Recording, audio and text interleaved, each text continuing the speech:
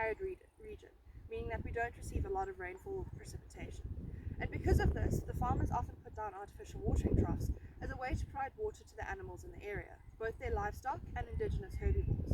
And this is known to create what we call a biosphere, or an area of degradation and damage to the vegetation and soil directly around the watering trough. This can be found up to a kilometre away from this central point. And the reason this occurs is because the animals will come to drink in the area, resulting in more herbivory around the source, as well as the trampling effect, where their hooves cut through the roots of vegetation, stopping it from growing.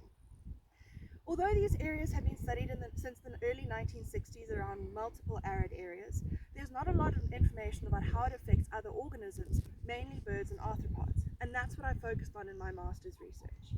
I focused on how arthropods in the Eastern Cape are being affected by biospheres, as well as birds, specifically insectivorous birds. We found that arthropods are significantly affected by the biospheres, with a decrease in diversity and abundance around these artificial troughs. We also found that birds have a significantly lower diversity around these water sources. Upon further inspection, we also found that insectivorous birds, so birds that eat insects, are purposely avoiding these biosphere areas due to both the lack of vegetation and the lack of arthropod prey for them. Looking more into this and looking at the birds' feeding behaviours, we also found that their foraging effort was much lower inside the biosphere, which is a little bit contradictory to what we thought we were going to find. But because there's such low vegetation, the arthropods have less areas to hide, so it's slightly easier for the birds to feed.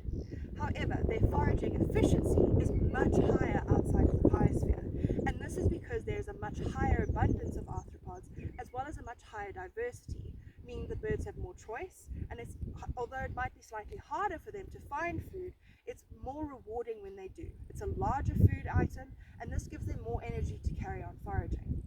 Although these biospheres are known of areas of land degradation, we still need to find out more research on them. And that's why I'm off to the Kalahari for my PhD to continue this research in a much more arid region to find out how biospheres are continuously affecting birds.